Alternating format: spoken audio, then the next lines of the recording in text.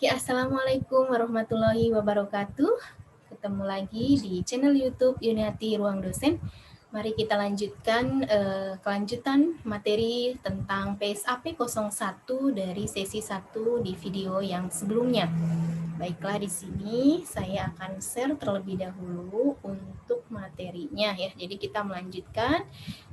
Selanjutnya, tadi kita sudah belajar mengenai tujuan laporan keuangan itu apa, basis akuntansinya bagaimana. Nah, di sini yang selanjutnya adalah mengenai struktur dan isi laporan keuangan. Nah, di sini yang pertama adalah jenis laporan keuangan. Nah, dalam rangka pelaksanaan APBN atau APBD, setiap entitas baik pemerintah pusat, kemudian kementerian negara atau lembaga, kemudian pemerintahan daerah, kemudian satuan kerja di tingkat pemerintah pusat atau daerah, itu wajib menyampaikan laporan pertanggungjawaban. Nah, ini berupa laporan keuangan. Nah, ini sesuai dengan Undang-Undang Nomor 17 Tahun 2003 tentang Keuangan Negara dan Undang-Undang Nomor 1 Tahun 2004 tentang Perbendaharaan Negara. Nah, di sini tentunya laporan keuangan pemerintah itu pemerintah pokok itu setidak-tidaknya meliputi yang pertama adalah laporan realisasi anggaran atau LRA, kemudian neraca atau posisi keuangan, kemudian laporan arus kas atau LAK, kemudian catatan atas laporan keuangan atau CALK. Nah, ini setidak-tidaknya harus ada keempat poin ini. Nah, kemudian laporan realisasi anggaran atau neraca, kemudian laporan arus kas, dan catatan atas laporan keuangan itu disajikan setiap entitas pelaporan. Nah, hal ini berarti setiap gubernur, bupati, wali kota wajib menyusun dan menyajikan keempat laporan keuangan di atas tentunya. Nah, sedangkan laporan arus kas hanya disajikan oleh unit yang mempunyai fungsi perbendaharaan. Nah, dalam hal ini adalah bendahara umum negara atau kuasa bendahara umum negara dan bendahara umum daerah atau kuasa bendahara umum daerah. Nah, dengan demikian, Kepala SKPD sebagai entitas akuntansi tidak menyusun dan menyajikan laporan arus kas. Nah, ini yang perlu diperhatikan. Nah, dalam hal ini, di samping menyajikan laporan keuangan pokok, ya, suatu entitas pelaporan itu diperkenankan menyajikan laporan kinerja keuangan berbasis akrual dan pelaporan perubahan ekuitas. Laporan kinerja keuangan adalah laporan yang menyajikan pendapatan dan beban serta surplus atau defisit selama suatu periode yang disusun berdasarkan basis akrual. Nah, kemudian laporan perubahan ekuitas itu adalah laporan yang menyajikan mutasi atau perubahan saldo ekuitas dana pemerintah selama suatu periode. Nah, baiklah kita akan bahas satu persatu. Yang pertama adalah laporan realisasi anggaran. Apa itu laporan realisasi anggaran? Nah, di sini menggambarkan mengenai realisasi pendapatan, belanja, dan pembiayaan selama suatu periode. Nah, di dalam LRA ini itu mengungkapkan tentunya kegiatan keuangan. Nah, dalam hal ini adalah keuangan dari pemerintah pusat atau daerah yang menunjukkan ketaatan terhadap APBN atau APBD dengan menyajikan ikhtisar sumber, alokasi, dan penggunaan sumber daya ekonomi yang dikelola oleh pemerintah pusat atau daerah dalam satu periode pelaporan. Nah, kemudian LRA ini itu menggambarkan perbandingan antara anggaran dengan realisasinya dalam satu periode pelaporan. Nah, di sini terkait dengan LRA itu menyajikan sekurang-kurangnya ada beberapa unsur di sini. Yang pertama adalah pendapatan. Ya, ini jadi unsur di dalam LRA. Yang pertama adalah pendapatan. Nah, pendapatan di sini adalah semua rekening kas umum negara atau daerah yang menambah ekuitas dana lancar dalam periode tahun anggaran yang bersangkutan yang menjadi hak pemerintah dan tidak perlu dibayar kembali oleh pemerintah. Ini unsur yang pertama. Kemudian unsur yang selanjutnya adalah belanja. Nah, belanja di sini adalah semua pengeluaran dari rekening kas umum negara atau daerah yang mengurangi ekuitas dana lancar dalam periode tahun anggaran bersangkutan yang tidak akan diperoleh pembayarannya kembali oleh pemerintah. Kemudian unsur yang selanjutnya di dalam LRA adalah transfer, ya, transfer. Nah, transfer di sini adalah penerimaan atau pengeluaran uang dari suatu entitas pelaporan dari atau kepada entitas pelaporan lain, termasuk dana perimbangan dan dana bagi hasil, ya. Yang selanjutnya, unsur yang selanjutnya adalah surplus atau defisit. Nah, di sini ya, surplus atau defisit di sini itu adalah selisih lebih. Ya, surplus itu lebih, defisit adalah kurang. Jadi selisih lebih atau kurang antara pendapatan dan belanja selama satu periode pelaporan. Nah, unsur yang selanjutnya adalah pembiayaan ya. Nah, pembiayaan di sini adalah setiap penerimaan yang perlu dibayar kembali dan atau pengeluaran yang akan diterima kembali baik pada tahun anggaran bersangkutan maupun tahun-tahun anggaran berikutnya. Nah, yang dalam penganggaran pemerintah di sini terutama itu dimaksudkan untuk menutup defisit ya atau memanfaatkan surplus anggaran. Nah, unsur yang selanjutnya adalah sisa lebih atau kurang pembiayaan anggaran. Nah, sisa lebih atau kurang pembiayaan anggaran atau silpa ya, silpa atau sikpa ya, adalah selisih lebih atau kurang antara realisasi penerimaan dan pengeluaran APBN atau APBD selama suatu periode pelaporan. Nah, itu ya disebut dengan silpa atau sikpa.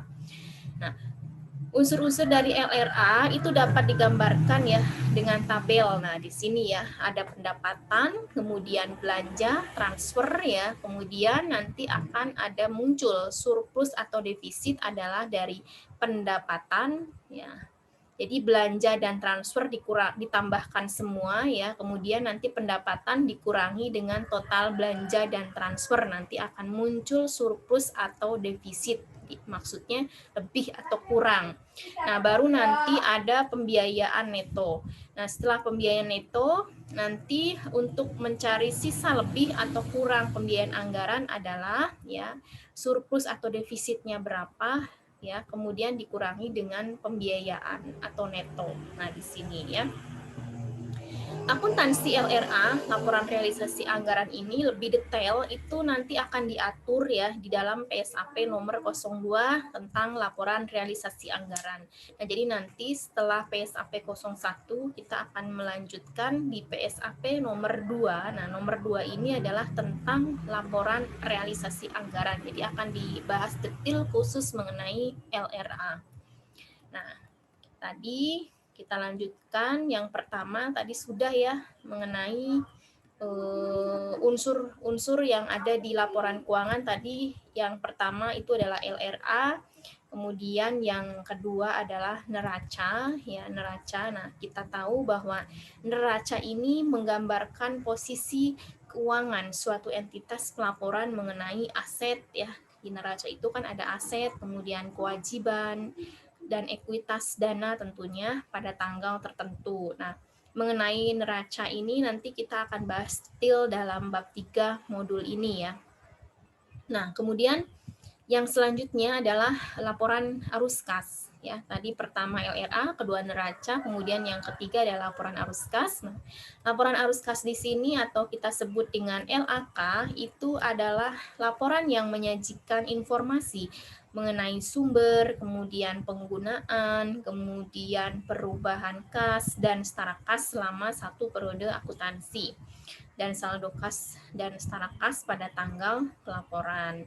Nah, arus masuk dan keluar kas ini diklasifikasikan berdasarkan aktivitas operasi, ya, kemudian investasi aset, non keuangan, ya, kemudian pembiayaan dan non anggaran tentunya. Nah, penyajian LAK dan pengungkapan yang berhubungan dengan arus kas itu diatur dalam PSAP nomor 03 tentang laporan arus kas. Nah, jadi nanti kita akan bahas detail mengenai laporan arus kas itu ada di PSAP 03. Nanti kita akan sampai ke PSAP 03 juga. Nah, Laporan keuangan yang selanjutnya, setidak-tidaknya di pemerintahan pusat dan daerah itu harus ada juga catatan atas laporan keuangan. Tadi selain yang pertama adalah LRA, kemudian yang kedua adalah laporan neraca atau posisi keuangan, kemudian yang ketiga adalah laporan arus kas ya, kemudian yang keempat adalah catatan atas laporan keuangan. Nah, catatan atas laporan keuangan atau kita sebut dengan CALK ya, CALK itu adalah bagian yang tak terpisahkan tentunya dari laporan keuangan ya, yang menyajikan informasi tentang penjelasannya. Jadi penjelasan dari setiap pos-pos di dalam laporan keuangan, nah ini ada di CALK ya. Nah, CALK ini tujuannya apa sih? Nah, supaya laporan keuangan dapat dipahami dan dibandingkan dengan laporan keuangan entitas lainnya. Nah, CALK sekurang-kurangnya itu disajikan dengan susunannya. Yang pertama adalah menyajikan informasi tentang kebijakan fiskal atau keuangan, ya, ekonomi makro, kemudian pencapaian target undang-undang APBN atau Perda APBD, berikut kendala dan hambatan yang dihadapi dalam pencapaian target. Nah, selain itu juga menyajikan ikhtisar pencapaian kinerja keuangan selama tahun pelaporan. Selain itu juga menyajikan informasi tentang dasar penyusunan laporan keuangan dan kebijakan-kebijakan akuntansi yang dipilih tentunya untuk diterapkan atas transaksi-transaksi dan kejadian-kejadian penting lainnya. Selain itu juga menyajikan mengenai pengungkapan informasi yang diharuskan oleh PSAP yang belum disajikan dalam lembar muka laporan keuangan. Nah, selain itu juga menyajikan pengungkapan informasi untuk pos-pos aset dan kewajiban yang timbul sehubungan dengan penerapan basis akrual atas pendapatan dan belanja dan rekonsiliasinya dengan penerapan basis kas ya. Nah, kemudian juga menyajikan yang terakhir nih ya, informasi tambahan yang diperlukan untuk penyajian yang wajar yang tidak disajikan dalam lembar muka keuangan, laporan keuangan, gitu ya. Nah, di sini CALK ini meliputi penjelasan dari akun apa saja gitu ya, dari pos apa saja ya. Nah, di sini daftar terinci atau analisis atas nilai suatu pos yang disajikan dalam LRA tentunya. Kemudian dalam neraca ya, kemudian dalam LAK. Seperti itu ya. Nah, termasuk pula dalam CALK juga ada penyajian informasi yang diharuskan dan dianjurkan oleh SAP serta pengungkapan-pengungkapan lainnya yang diperlukan untuk penyajian laporan keuangan tentunya ya, penyajian yang wajar atas laporan keuangan seperti kewajiban kontingensi dan komitmen-komitmen yang lainnya. Nah, ya. Di dalam kebijakan akuntansi pada CALK ya, setidak-tidaknya itu bisa atau harus menjelaskan mengenai basis pengukuran yang digunakan dalam penyusunan laporan keuangan ya. Kemudian yang kedua, sampai sejauh mana kebijakan-kebijakan akuntansi yang berkaitan dengan ketentuan-ketentuan masa transisi SAP yang diterapkan oleh suatu entitas laporan dan setiap kebijakan akuntansi tertentu yang diperlukan untuk memahami laporan keuangan ya. Nah, untuk menentukan apakah suatu kebijakan akuntansi perlu diungkapkan, nah manajemen ini tentunya harus mempertimbangkan apakah pengungkapan tersebut dapat membantu pengguna untuk memahami setiap transaksi yang tercermin dalam laporan keuangan. Kemudian kebijakan-kebijakan akuntansi yang perlu dipertimbangkan untuk disajikan ini meliputi tapi tidak terbatas pada hal-hal pengakuan pendapatan, ya, pengakuan belanja, prinsip-prinsip penyusunan laporan konsolidasian investasi, dan pengakuan dan penghentian penghapusan aset berwujud dan tidak berwujud, serta kontrak-kontrak konstruksi, kemudian kebijakan kapitalisasi pengeluaran, kemitraan dengan pihak ketiga, biaya penelitian dan pengembangan, kemudian persediaan baik yang untuk dijual maupun untuk dipakai sendiri, kemudian dana cadangan, yang terakhir adalah penjabaran mata uang asing dan lindung nilai. Nah, suatu entitas pelaporan juga dapat mengungkapkan hal-hal di antaranya ya, apabila diinformasikan dalam bagian manapun dan dari laporan keuangan ya. Yang pertama adalah domisili dan bentuk hukum suatu entitas serta jurisdiksi di mana entitas tersebut beroperasi. Kemudian penjelasan mengenai sifat operasi entitas dan kegiatan pokoknya. Kemudian ketentuan perundang-undangan yang menjadi landasan kegiatan operasionalnya. Nah, terkait dengan catatan atas laporan keuangan, ini akan dibahas detail dalam PSAP 04 tentang catatan atas laporan keuangan. Ya, nah, jadi masing-masing unsur dari laporan keuangan tadi ada 4 tadi, itu sekurang-kurangnya memenuhi itu tadi, nanti akan dibahas detail khusus untuk CLK ada di PSAP 04 ya. Nah, baiklah kita lanjutkan ke periode pelaporan. Nah, di sini laporan keuangan itu disajikan sekurang-kurangnya sekali dalam setahun ya. Kemudian penyajian laporan keuangan sebagai laporan pertanggungjawaban pelaksanaan APBN atau APBD itu diwajibkan untuk setiap tahun, setiap periode tahun anggaran APBN atau APBD, di mana dalam masa 1 tahun anggaran dihitung mulai 1 Januari sampai dengan 31 Desember. Nah, dengan demikian, periode pelaporan keuangan tahunan adalah per tanggal 31 Desember untuk neraca dan untuk tahun yang berakhir 31 Desember untuk LRA dan LAK. Ya. Nah, dalam situasi tertentu, tanggal pelaporan suatu entitas berubah dan laporan keuangan tahunan disajikan dengan suatu periode yang lebih panjang atau lebih pendek dari 1 tahun.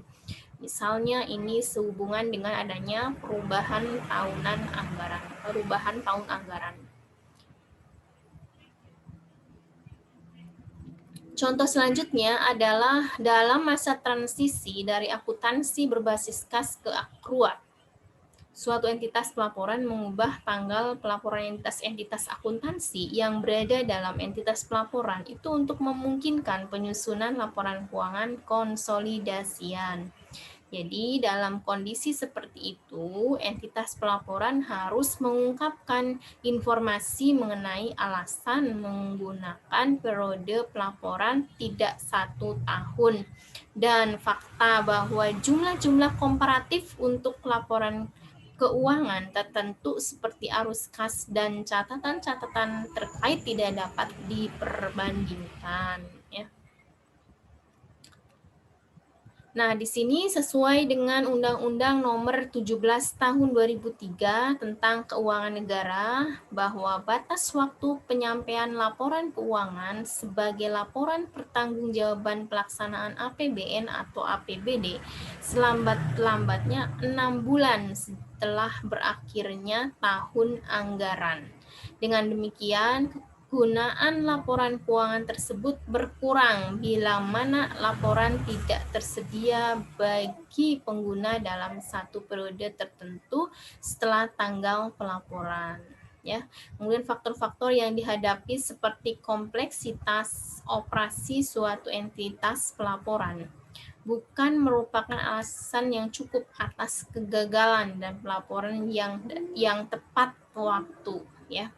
Nah, selain itu juga laporan keuangan tahunan, setiap entitas pelaporan juga diwajibkan menyusun laporan keuangan interim, yaitu setidak-tidaknya setiap semester sebagaimana diamanatkan dalam Peraturan Pemerintah Nomor 20 Tahun 2004 tentang penyusunan rencana kerja dan anggaran Kementerian Negara atau lembaga dan peraturan pemerintah nomor 8 tahun 2006 tentang pelaporan keuangan dan kinerja instansi pemerintahan.